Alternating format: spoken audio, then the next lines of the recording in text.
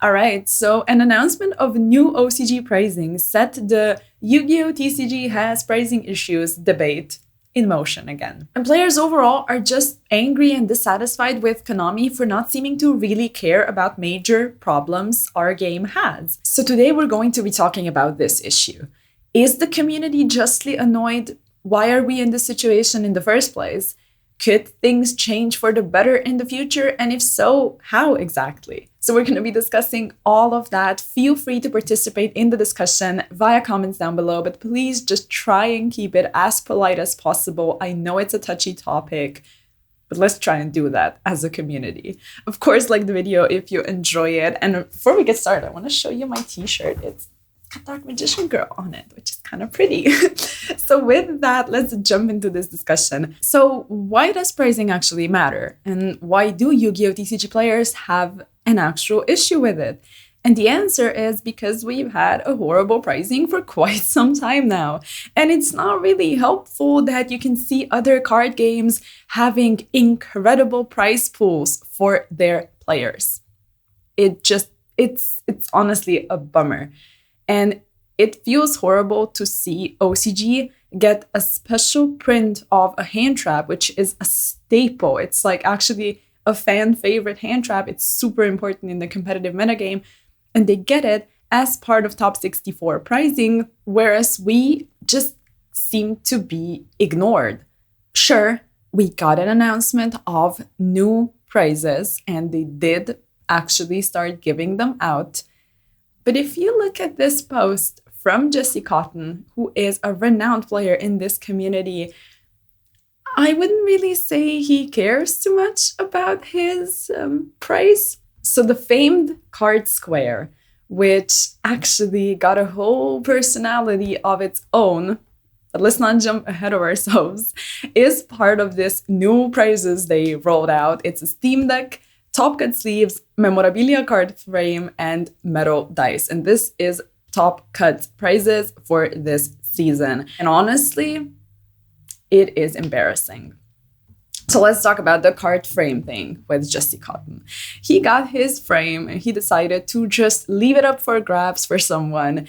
And actually it turned into a whole thing where this frame now has got a life of its own, and it's traveling and doing stuff and seems to live a very happy existence. Much happier than the existence of Yu-Gi-Oh! Players, I would say. So let's continue. Let's move on to some other issues. I also want to draw your attention to this post from Sam, who got his pricing packaged with the rubber band. That's pretty much a staple at this point.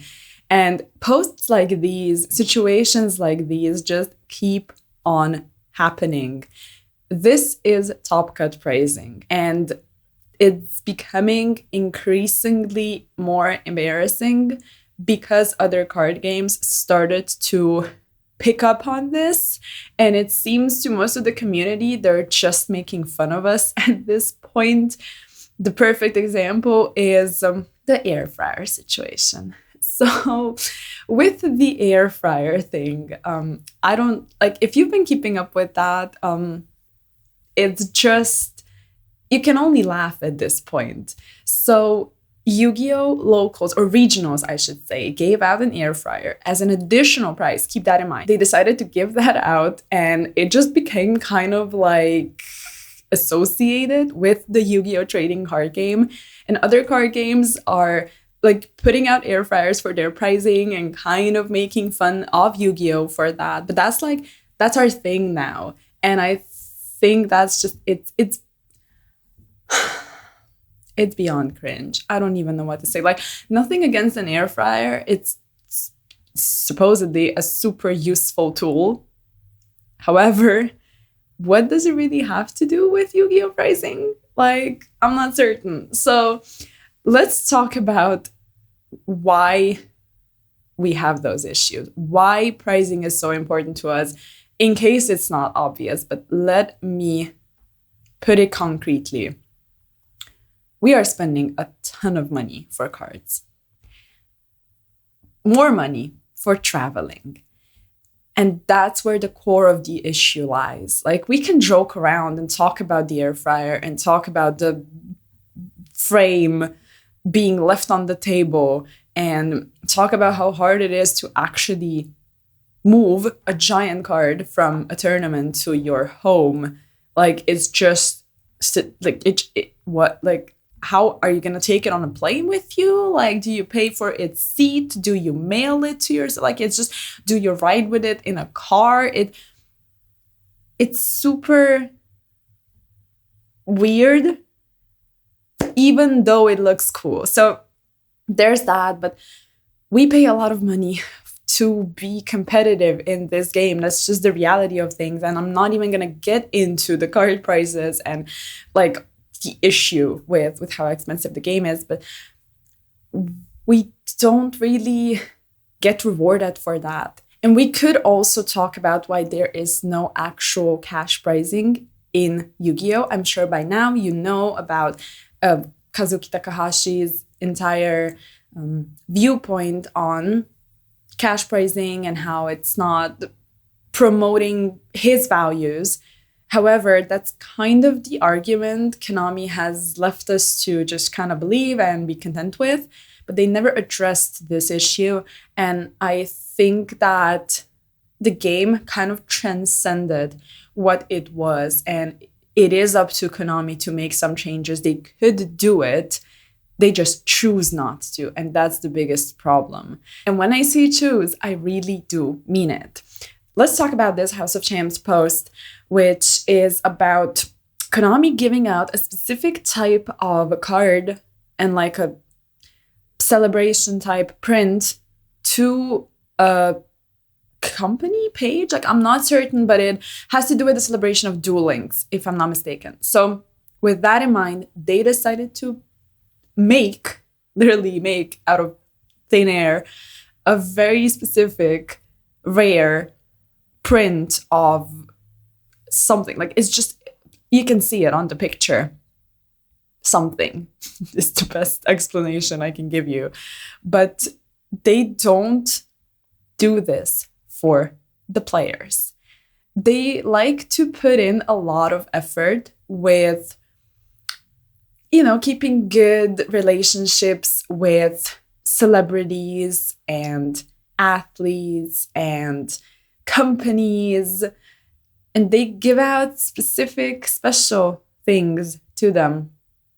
But they kind of don't do this for their own community. So a situation like this is just proof that they definitely could do original, interesting pricing for this community, because the only reason why we're clamoring for cash pricing is, well, it's a couple of reasons. We are comparing ourselves to the other games. There's obviously a lot of cash that goes into this to play competitively, but also it's because they don't give us good alternatives. And I think that's the biggest problem, is they just don't give us cool stuff that you can actually be proud of. They don't give us stuff that you could resell, because we all know this is what happens with pricing. It gets sold because you want to try and cover as many expenses as possible, but they don't do any of this. And the things we get just don't cover the expenses in the slightest.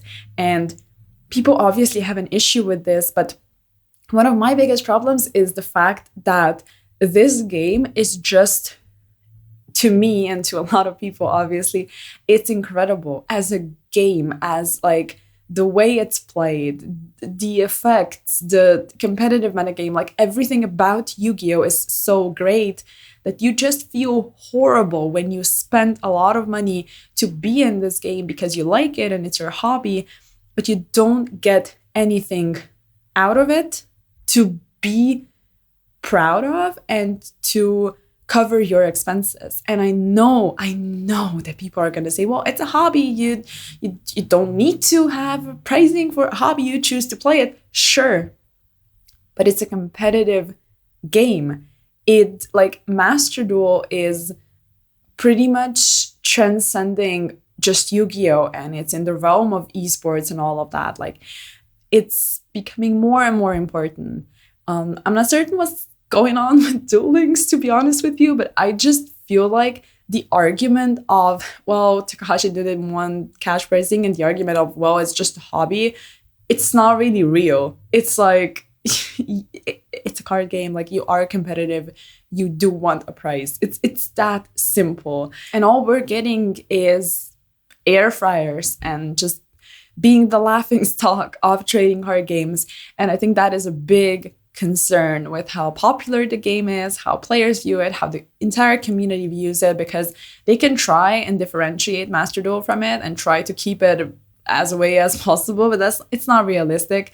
And I think there are big problems here. And I just hate the fact that they could address it, but they choose not to. So with that being said, I want to hear your thoughts in the comments. I just wanted to bring this problem to light again, like many people are doing right now, because the more we talk about it, the more hope we could have to actually see Konami make changes in the future. And please share your thoughts in the comments with actual ideas about what the prices could be and why, and is it realistic to see this happen? Like, we want to be progressive in our thinking, and we don't want to be haters. I know it's tough to not be hating on everything that's happening, but let's just try and let's give them ideas, and let's try and push them further in a polite manner, and let's maybe see some changes in the future together. Hopefully, fingers crossed. So thank you so much for watching this video. Hope you enjoyed it. Of course, give it a like if you did, and I'll catch you in the next one. Bye.